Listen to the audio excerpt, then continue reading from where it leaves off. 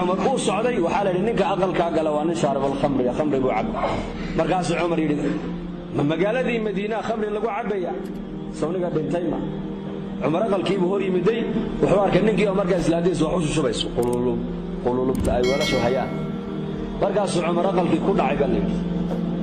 markaas ninkii baa yiri Umar joogso ittaqi Allah ilaahay ka yaab anu hal amar oo xukum ayaan jabiyay adigu laakiin saddex aayado quraan ayaa jabisay wili maanta oo maxay waxa la yiri wala tajassasu dadka muslimiintu muuminiinta kale walaalahooda inay ceebahooga doodoonin raacin adiguna ceebteedii baa daba gashay buu keenay aayada waad ku xadgudubto waad jabisay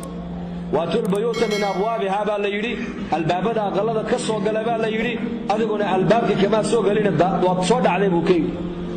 لا تدخلوا بيوتا غير بيوتكم حتى تستانسوا وتسلموا على أهلها بل يري أقلها الكوين هين هجرنا إلا أهل كوجود إذن يا صلاتان وإذن كقالتان مويان أذقنا سلانا يجماعة قادين إذن ما دويد يسمو كير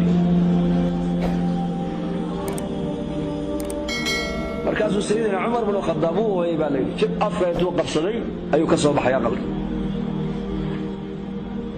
maalin dambe Umar ninkii ka arkay isagoo xalaqada dhex fadhiya markaas uu yeeray wuxuu saddex aayadood oo quraanka ku taala inaan jabiyay umada maadii sheegtay anigu kuma sheegin waa ku asturay anigu be markaas saxaabigiina wuxuu yiri may ninkii muslimka ah wuxuu yiri may yaa amir al-mu'miniin hadal adigu ay asturtay aniguna waan ku asturo kuma sheegin buu keenay